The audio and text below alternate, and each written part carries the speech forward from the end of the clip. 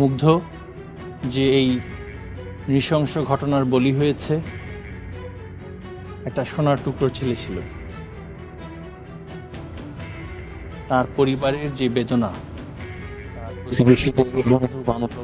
আত্মীয় স্বজনের যে বেদনা, এই বেদনার সাথে আমাদের একাত্মতা এবং আমরা ওই বেদনায় ব্যথিত। সে আমাদের সন্তান ছিল এবং এই সন্তান আজকে নৃশংসভাবে এই ঘটনায় তাকে আমরা হারিয়েছি। অনেক প্রশ্ন আমাদের মনে, কিন্তু সবার আগে যে কথাটি বলতে চাই সেটি হচ্ছে মুগ্ধের মতন যেই সন্তানরা এই ভয়াবহ নৃশংসতার বলি হয়ে আজকে আমাদের মধ্যে নেই, এর বিচার আমরা চাই। প্রত্যেকটি ঘটনার পুঙ্খানুপুঙ্খ তদন্ত এবং বিচার, শতভাগ শাস্তি নিশ্চিত করার মাধ্যমে সেটা যাতে করে হয়, এর জন্য আমাদের সরকারের পক্ষ থেকে সকল ধরনের ব্যবস্থা নেওয়া হবে। আর যারা চলে গিয়েছেন, যারা আমাদের মধ্যে নেই, ইন্তেকাল করেছে,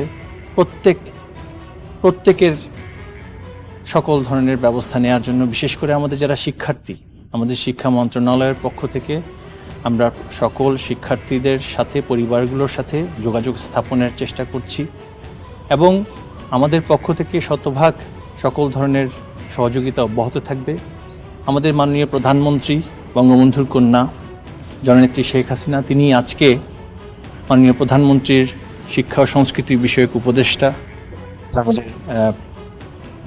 জনাব কামাল চৌধুরী, মাননীয় শিক্ষা প্রতিমন্ত্রী বেগম শামসুন নাহার, মাননীয় সংস্কৃতি প্রতিমন্ত্রী নাহিদ ইজহার খান সহ আমরা আজকে এখানে আমাদের বিউপির মাননীয় উপাচার্য মহোদয়, তাদের সবাইকে নিয়ে তার পক্ষ থেকে, মাননীয় প্রধানমন্ত্রীর পক্ষ থেকে এই সংযুক্ত পরিবারের সহানুভূতি এবং সান্ত্বনা জানাতে এসেছি। ভাষা আমাদের নেই, কিন্তু বেদনা আমাদের আছে। আমরা তাদের সাথে এই বেদনায় একসাথে ব্যথিত। আমাদেরও অনেক পরিবার বর্গ, আমাদের স্বজন আমরা হারিয়েছিলাম। আমাদের রাজনৈতিক নানান প্রেক্ষাপটে স্বজন হারানোর বেদনা আমরা এবং বিশেষ করে মাননীয় প্রধানমন্ত্রী বঙ্গবন্ধুর কন্যা, তার চাইতে কেউ বুঝে বলে আমি মনে করি না। পুরো পরিবার বঙ্গবন্ধুর সেভাবে হত্যা করা হয়েছিল তখন, এবং সেই নৃশংসতা, সেই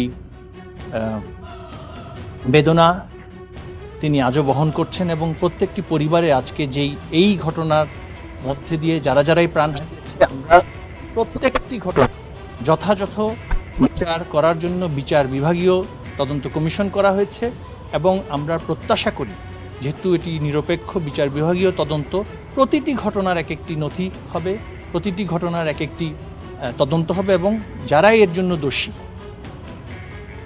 তাদের সকলের বিচার করতে হবে।